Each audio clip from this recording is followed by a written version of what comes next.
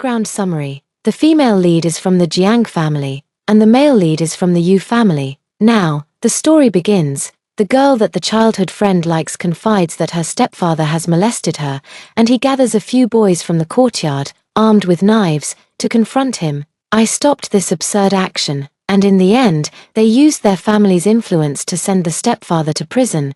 But that girl couldn't bear the resentment from her mother and the sympathy from others. And she committed suicide. The childhood friend was down for a while, then turned to attend classes with me. The day before the bar exam, he glared at me with resentment. If it weren't for you meddling and stopping us, she wouldn't have died. I was drugged and locked up with a group of thugs, and was bullied to death. Reborn on the day when my childhood friend and his brothers went to heroically save the beauty, I did not intervene, coldly watching as they once again bought knives. Confidently walking towards the dead end I had laid out for them. This old bastard, worse than a pig or dog, I will tear him to pieces. Xavier gritted his teeth and slammed his fist on the table, causing the classroom to echo with the table's groan. Dare to bully Anlan. Do you not see me at all? If you're brothers, then all of you go for it. I want him to die a painful death. The brothers all looked at me, as if seeking my opinion. I couldn't help but laugh. What are you looking at me for?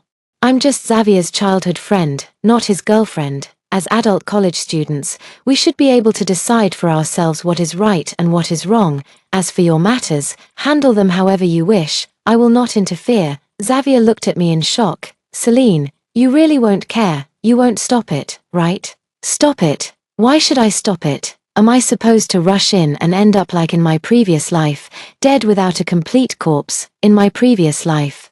In the same classroom and under the same circumstances, after listening to Xavier's speech, I immediately stopped him. Right now, what we need the most is calmness. Whether Anlan's stepfather is guilty should be determined by the law. None of us are judges. But once a murder is committed, Xavier will undoubtedly be guilty. It is never the right choice. No matter what, my reasoning left everyone speechless. Finally, he glared with red eyes and said, "All right, I won't make a move this time."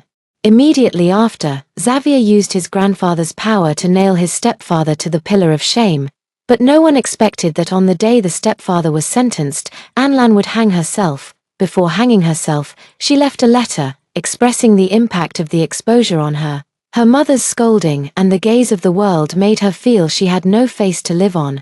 After reading the letter, Xavier sat by her coffin for an entire night. I went to comfort him, because we had done our best. In the darkness, Xavier suddenly stood up and hugged me tightly. "Ciao, I have already lost my peace, and I don't want to lose you anymore. Let's walk the road together from now on." I silently shed tears, not expecting that the one who would finally succeed would be my childhood friend. After that, he took care of me meticulously during the exams. But just the day before the law exam, I was suddenly drugged and locked in a huge dog cage. Beside me were a group of starving thugs. Xavier. I shook the railing desperately, reaching out my hand to him, but as he turned around, he pressed the scalding cigarette butt into my palm. "How does it feel?" "Desperate, right, top student Jiang. Now, you can finally understand Anlan's feelings. Don't worry, I won't bully you. I'm afraid of dirtying my shoes with a cold-blooded creature like you. Let them play with you properly." It was only then that I realized he had hated me all along for stopping him from killing. But does he really know the whole story? Can one person casually decide another's life or death? In a daze, my thoughts drifted back to the scene, where Xavier was animatedly laying out his plan. "DA gang, you go find out the best store to buy knives. It needs to be far away, and there can't be any surveillance around. Xiao Hai, you're responsible for preparing hats and masks for everyone. We can't leave any traces of shopping." When it came to killing, his thoughts became excited and meticulous. When he finally finished speaking, I quietly pressed the stop button on the recorder. "Celine, you should go too. You are responsible for luring him." Xavier turned his head, his eyes filled with malice. "What am I supposed to do? This is your business." Xavier, however, did not want to let me off. "It's easy to get exposed with so many people around. You need to lure him to a more secluded place first." After saying that, he leaned in a little closer, resting his hand on my desk. "You don't want to take revenge for Anlan, do you?" His little brothers looked at me with eager eyes. I looked at Xavier's face, already knowing his intentions. My father is a renowned prosecutor in the city. And my grandfather is a well-known figure in the legal and political circles, once the truth comes to light. As long as I am dragged down with it, my family will surely protect me. His thoughts are as worldly and cunning as his grandfather's. Our two families were once close friends. Our grandfathers were like brothers during their time at the University of Political Science and Law.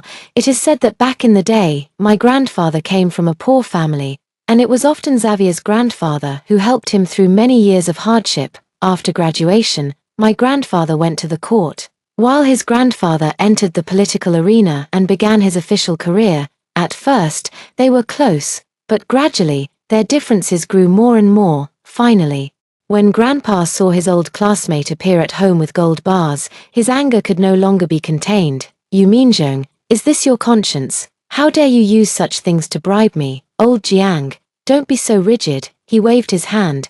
"This money can be seen as a bribe, it can also be considered compensation. If you insist on punishing young Master Zhong, he will definitely appeal a second and third time, until the plaintiff is left destitute." Seeing my grandfather silent, he added, "Think about it, a widow with children, how many lawsuits can she afford to fight?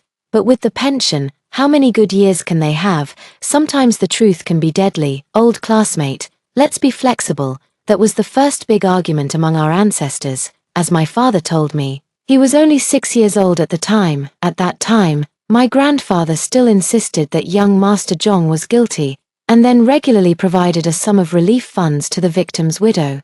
Grandpa said that no matter the reason, the truth cannot be buried, but Xavier's grandfather believes that the truth can be written. Obviously, Xavier thinks the same way. "Sorry, you're wrong, I could never be involved."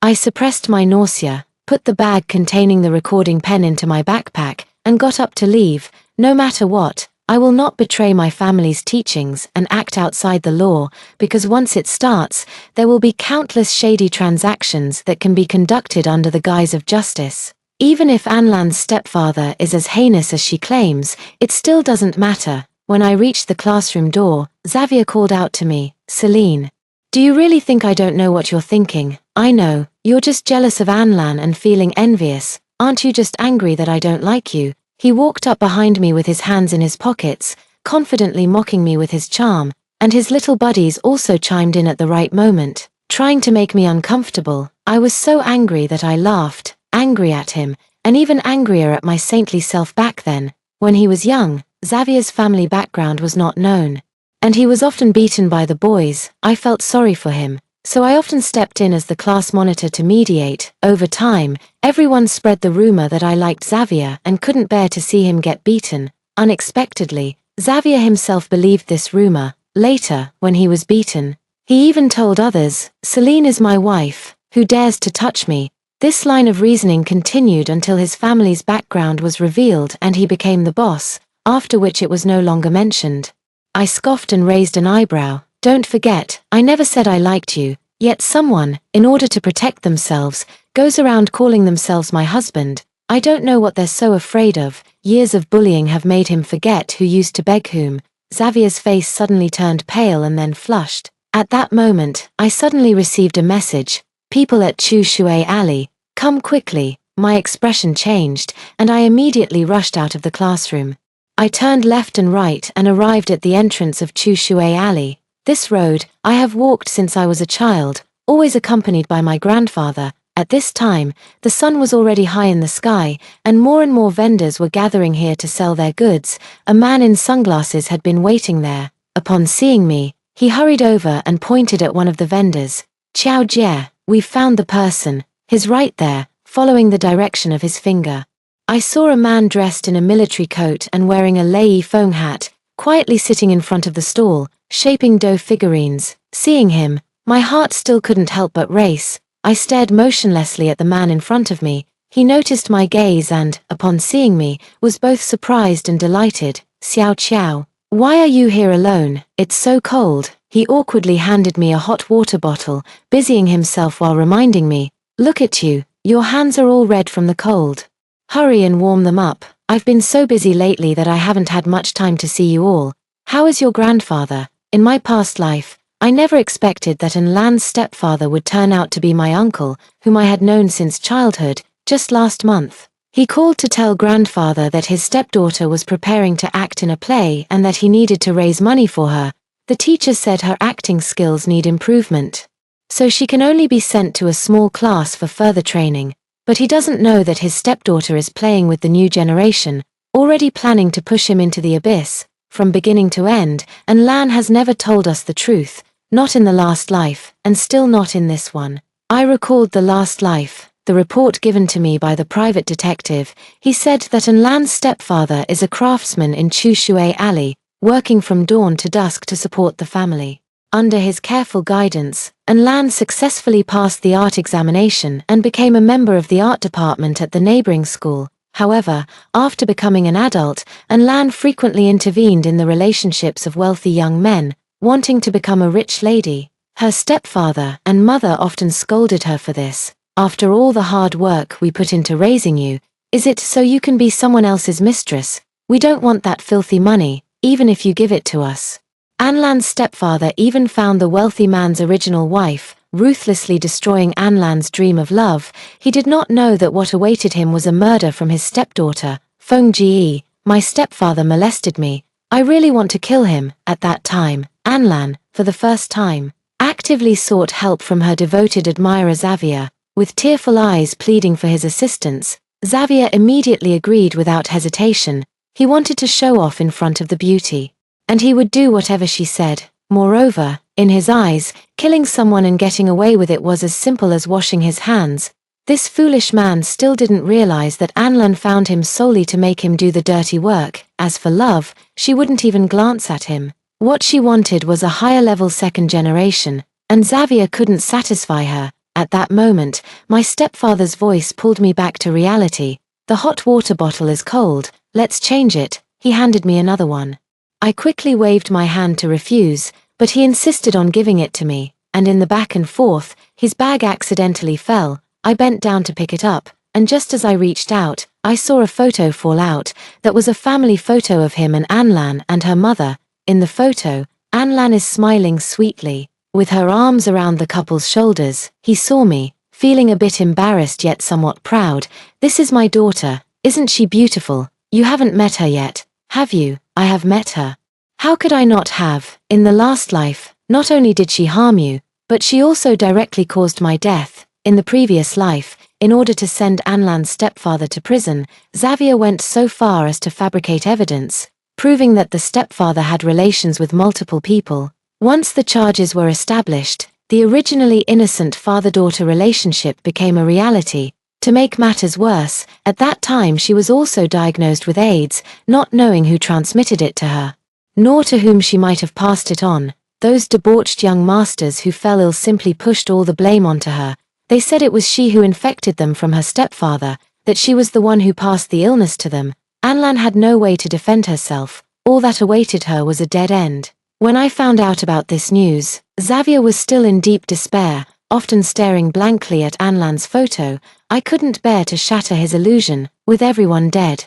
What was the point of saying these things? But I never expected that Lan had already designed my death with her own hands before she died. In her eyes, it was I who prevented Xavier from killing my stepfather, which forced her into a real act and led her to a dead end, when I was being bullied by a group of thugs.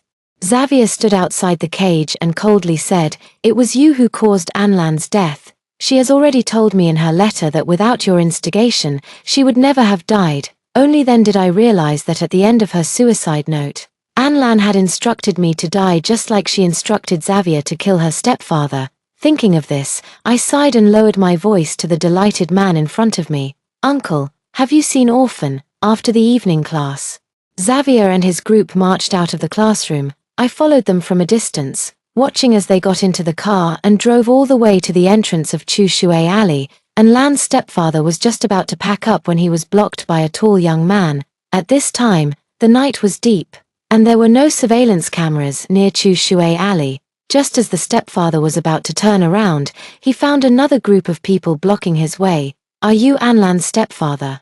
Xavier said with a smile that didn't reach his eyes, his hands clasped behind his back. What are you going to do?" the stepfather said warily, quietly reaching for his pocket. Unexpectedly, Xavier caught sight of his little movement. He swiftly grabbed him from behind. But the stepfather still tightly held onto his phone. Xavier pushed him against the wall, forcefully slamming his elbow against it a few times, and immediately, the phone fell to the ground. "Oh, you know how to record.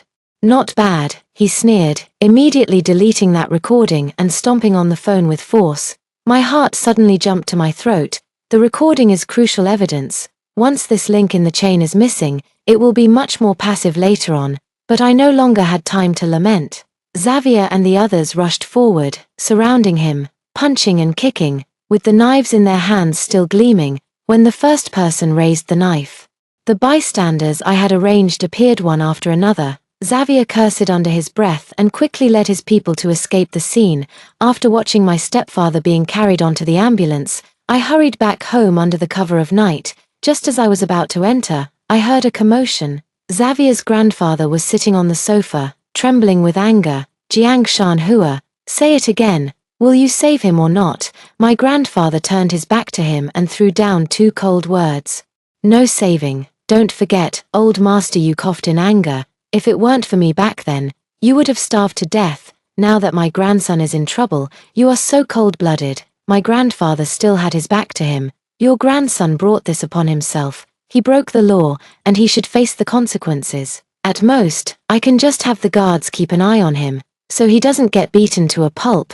"Mister," you became even angrier upon hearing this. He wanted to say something, but my grandfather waved his hand dismissively. "We have nothing more to discuss. Xing, see the guest out." My mother stood up at these words and silently escorted Grandpa Xavier to the door. All right, he trembled as he leaned on his cane. "If you don't save him, I have my own way to save my grandson." At the moment I brushed past him, I felt a fire rushing towards me. Grandpa Xavier glared at me with resentment, as if blaming me for not stopping his grandson from getting into trouble. Stop him? In my previous life, when I was locked in a dog cage, he didn't stop his precious grandson either. At that time, I was locked in Xavier's basement, and the old man only came down to take a quick look before hurriedly leaving. I cried out to him in the dark, begging him to do something about his grandson.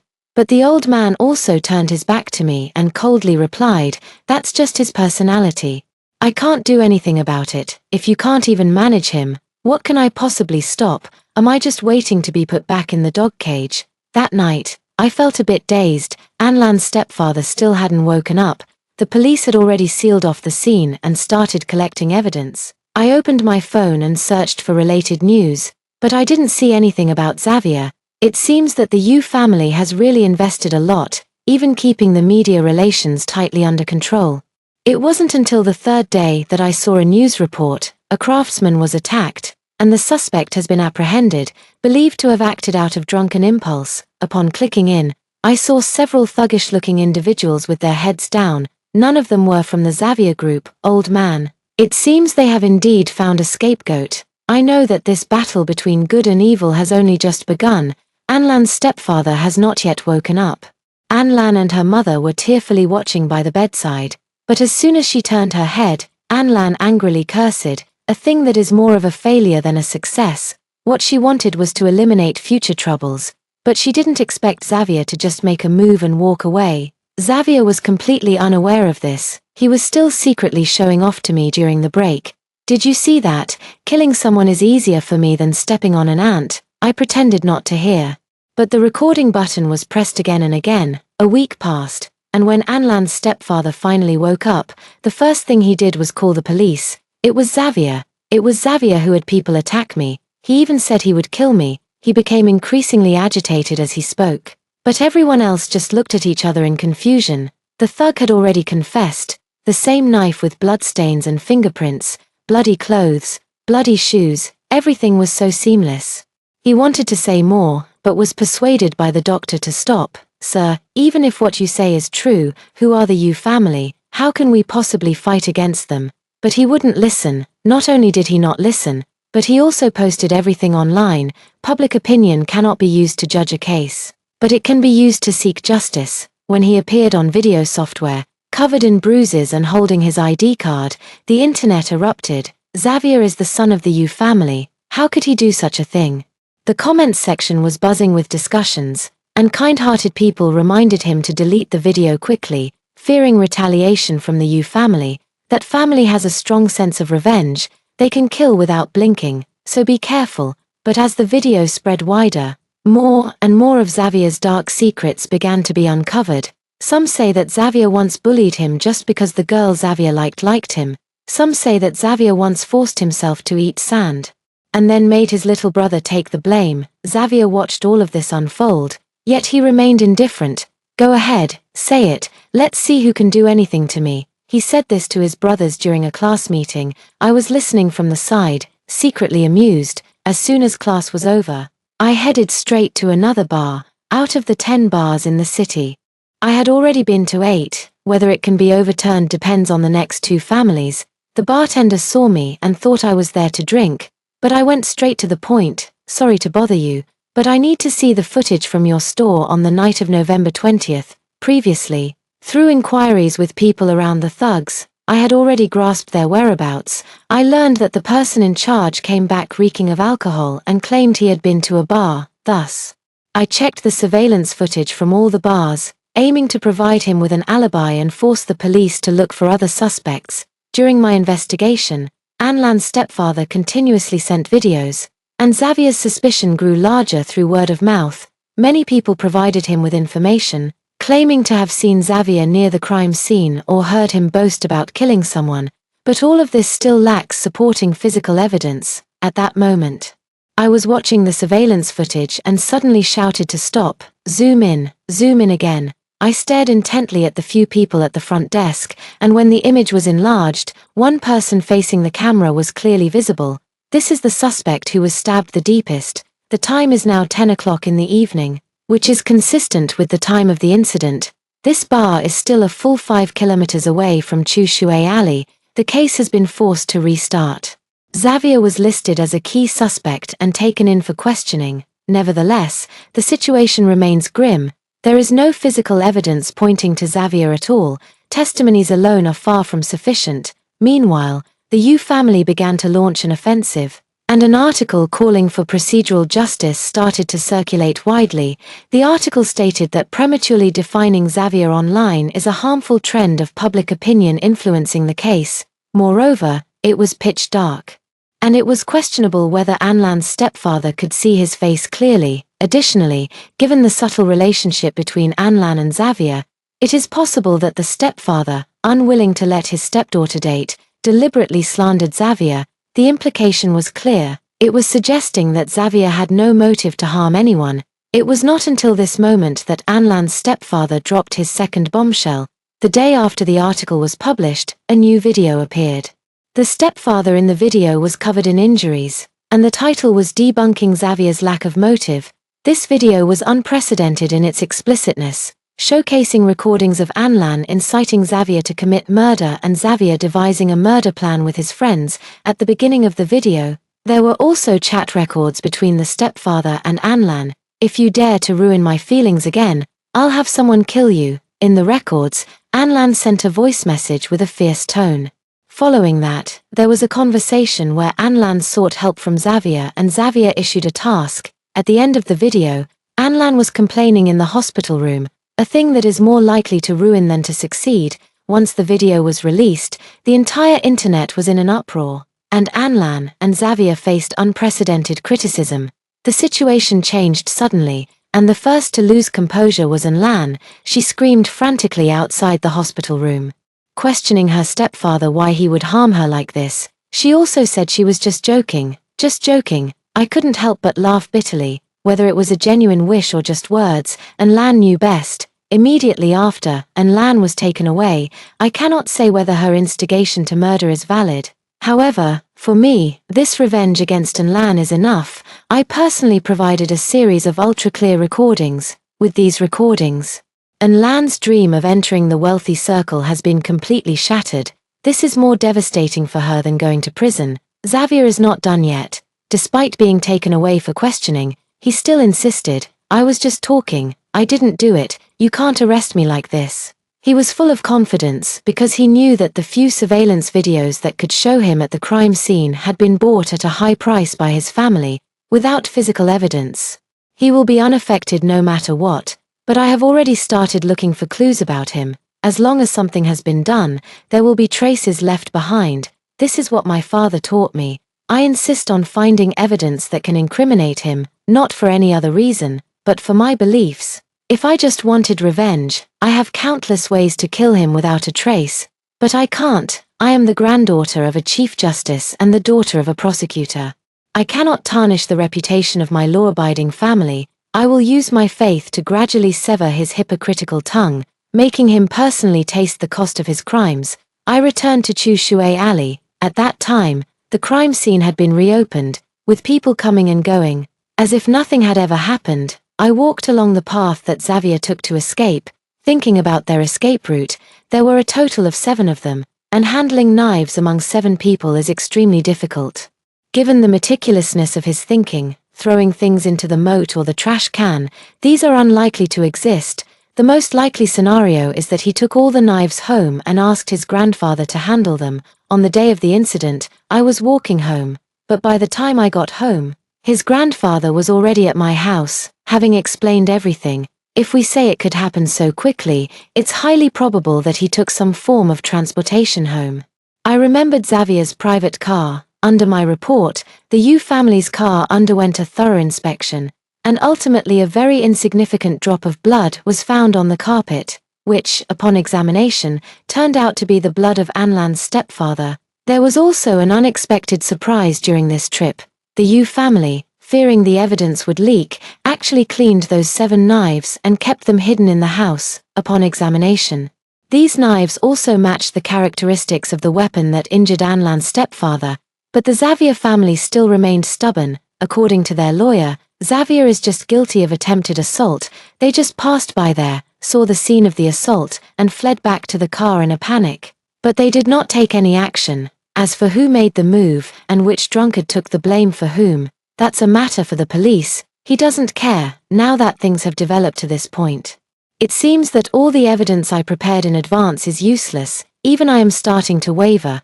Could it be that after all my efforts to be reborn, there really is no way to take revenge without resorting to vigilante justice? I gazed out at the sky, lost in confusion. Just then, a beautiful figure made of dough appeared in front of me, and when I turned to look, it was Anlan's stepfather.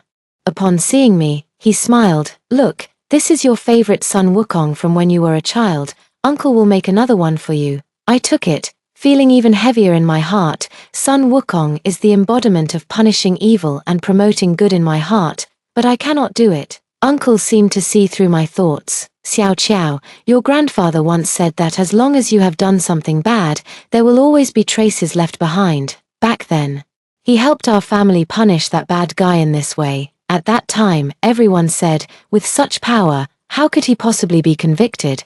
But in the end, I just didn't expect that now I would have to trouble you to help as well, but Uncle believes you can definitely do it." After saying that, he felt a bit guilty for not being able to keep the phone recording. Right, the phone, how could I forget about the phone? Immediately, my thoughts returned to the day Xavier assigned the tasks.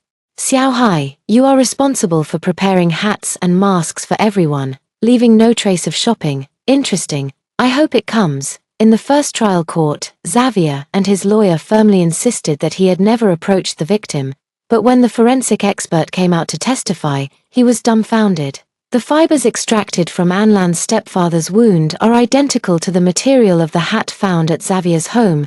The material of these knitted hats is not available domestically. It comes from overseas. This is thanks to Xavier's vigilance. Since Xiao Hai was very obedient, in order to leave no traces, he specifically avoided online shopping platforms and had a friend living abroad make some hats. Coincidentally, the elderly man who made the hats has only made these few over the past 10 years, as he never intended to sell them. With this, the suspect was basically locked down to the group of 7 led by Xavier. Xavier calculated everything, intending to use a hat to cover himself, but unexpectedly, this hat became key evidence. In addition, some fibers from gloves were also extracted from Anlan's stepfather's broken phone. The police traced the seller of these gloves and once again found Xavier's figure in the buyer's surveillance footage. Moreover, the other 6 accomplices were already exhausted and all confessed, providing more details, with the combination of witness and physical evidence. Xavier's charge of intentional injury is finally confirmed. After the first trial, Xavier's family was still unwilling to give up and appeared at my house once again. This time, not only did Xavier's grandfather come, but even his father showed up. In fact, Xavier's prison sentence isn't that long. But for the illustrious Yu family, once it is confirmed that there is a criminal in the family, their reputation will be completely ruined. Grandpa Xavier trembled as he held my grandfather's hand. Old Jiang, I know you are strict and impartial, but just this once, please, just this once, consider it a repayment for the time I saved you.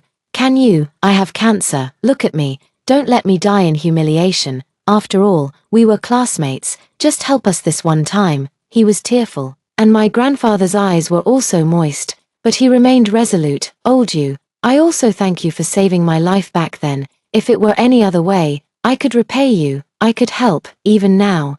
I could empty my family's resources to treat your illness, but asking me to protect Fonga is impossible. I can't, and I have no right to do so. If I protect him, it will be me who dies in humiliation, and our teacher, my son, my granddaughter, everyone will be too ashamed to face the world. When Grandpa Xavier disappeared into the sunset with his cane, I felt a twinge of sadness. This might be the last time these old classmates meet, who wouldn't want to leave this world in peace. In their old age, encountering such unfilial children, it's hard for anyone to rest easy, but this is also what he has cultivated. Back then, he commanded my grandfather to spare young Master Zhong in front of Xavier's father. Now, Xavier's father has repeatedly taught Xavier about the power of authority in front of him. From childhood to adulthood, Xavier has known that having power means you can control someone, and having influence means you can escape punishment. Their family has always believed in this. When entering the Political Science and Law University, the teacher asked us why we wanted to come here. I said it was to become a prosecutor, but Xavier just smiled and said, I want to be an official. As long as he obtains a diploma from a prestigious university, his prospects in the political arena will surely be bright. Just as I was reflecting on this, suddenly there was another voice online. This time, it was Xavier writing to the reporter, saying he wanted to expose the truth. You all thought there were only 7 of us, but in fact, there are 8. From the beginning, Celine was aware and even participated, she just didn't go to the scene in the end. This is the Yu family's last-ditch effort. The old Master Yu's plea was useless. So I could only be used as a hostage. I smiled coldly. I anticipated this move when Xavier tried to pull me to the scene.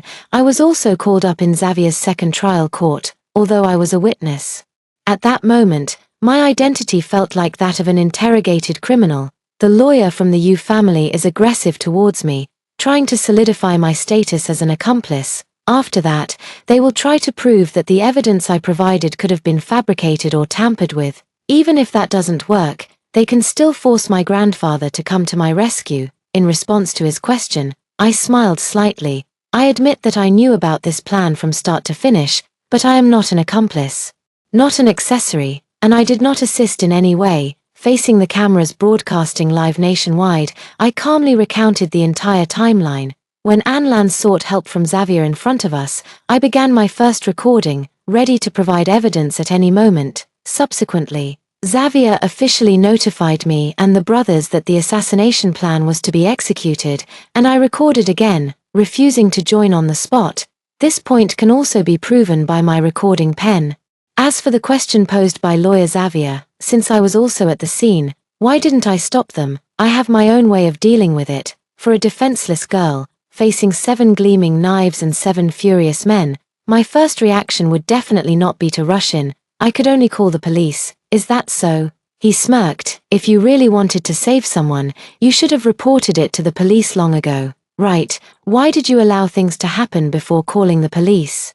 Even if you didn't report it, you should have at least tried to stop him. Right, why didn't you intervene at all? This question is simply too easy. Even at the beginning, Xavier insisted that he was just saying it casually and had no actual intention to act. So if I had reported it before things started, who would have believed me? And who could I have stopped? All I can do is to entrust a detective to find my stepfather in Lan, remind him to be prepared as soon as possible, and find someone to protect him at all times. All of this has ample evidence to support it. This is the limit of what I can do. As for why I didn't stop him, I certainly can't say it's because I once died trying to stop him. I simply said lightly, Xavier and I grew up together. I know his personality very well. When we were kids, he would slap the babysitter in the face if she tried to stop him from skipping school. In middle school, when his mother tried to stop him from playing video games, he punched her in the jaw. This is something you can definitely verify. If he could treat someone so close to him like that, what would he do to me, just an outsider? If I tried to stop him from saving the woman he loves, I can't even imagine. My rebuttal was clear and powerful, and in the end, I undoubtedly gained everyone's trust. The court hearing has concluded. The second trial verdict still upheld the first trial's judgment. Xavier is guilty. Shortly after the verdict, Xavier's grandfather passed away. Xavier, locked in prison, was unable to attend his funeral, but I think Grandpa wouldn't want to see him either. It is worth mentioning that during the second trial, Xavier and the witness Anlan started cursing at each other. Xavier called her a troublemaker when he realized he was just a tool, not even a backup. Anlan was equally angry, calling him a useless sycophant and a burden, saying she hadn't misjudged him. She was not sentenced because she merely expressed her desire to kill someone, but did not explicitly ask Xavier to take action, which does not constitute incitement. But her dreams of marrying into a wealthy family have been shattered, not only because of the stain of incitement suspicion, but also because she has a reputation for slandering others at the slightest disagreement, and this notorious reputation has spread everywhere, leaving no young man willing to associate with her. Her family is also a mess. Her stepfather is a given, and even her mother no longer interacts with her. Her mother scolded her harshly, saying she was inhuman, just like her biological father, and that she wouldn't receive a single cent of her inheritance. Her career was equally damaged. No director would dare take the risk of using such an actress. Her dream of stardom was stillborn, under multiple blows, and Lan could only vent all her anger on Xavier. I'm just saying, who told you to take action? How shameless. However, the verbal battle between the two only lasted until the verdict was announced. After the second trial, Lan was diagnosed with AIDS and urgently needed money for treatment. She also thought of Xavier, who was still in prison at this time. Xavier had already lost his reputation, and no girl would look at him. Over time, the two confirmed their relationship through letters. Fortunately, Grandpa Xavier passed away earlier. Otherwise, he would have had to endure another blow before his death. However, this doesn't really concern me much anymore. My revenge is almost complete. My father went to the capital to take up his post. Before he left, he praised me. Girl, I knew you could do it. Study hard for the exams. You are the hope of our family. At this moment, I am already preparing for the bar exam. Unlike in my previous life, I do not have Xavier's company along the way. On the contrary, I feel that my study efficiency is even higher.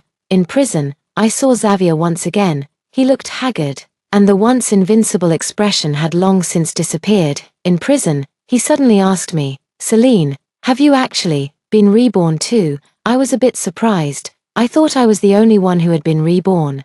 Xavier laughed heartily. I never expected to still be unable to escape your grasp. In my previous life, I killed you in a dog cage, and then I pretended to be a witness to save you. As a result, your father found out the truth, locked me up, and even instructed other inmates to beat me to death. You Jiang family members are truly ruthless. I interrupted him. My father might find out the truth, but he would never instruct others to kill you. This is the bottom line of our family. I trust him. Immediately, in his incredulous gaze, I coldly said, in our family, we do not have a habit of taking matters into our own hands. In fact, I have 1,000 ways to succeed in my rebirth and revenge. I can lock you in a cage and let the dogs tear you apart. But I still chose this most troublesome option, hoping for the least, because I want you to know, with the law, I can still make you pay. My reasoning left everyone speechless, unable to move.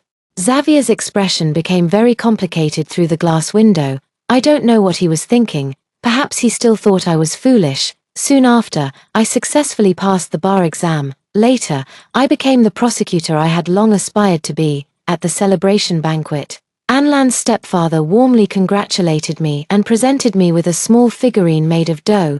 After Xavier's case, the interactions between our two families became closer than before. I looked at the Sun Wukong in my hand. It was vivid and exactly the same as the one he gave me when I first met him. Since childhood, every time I felt down, he would give me various little dough figures to encourage me to keep going. Unknowingly, my uncle and I have known each other for over 20 years now.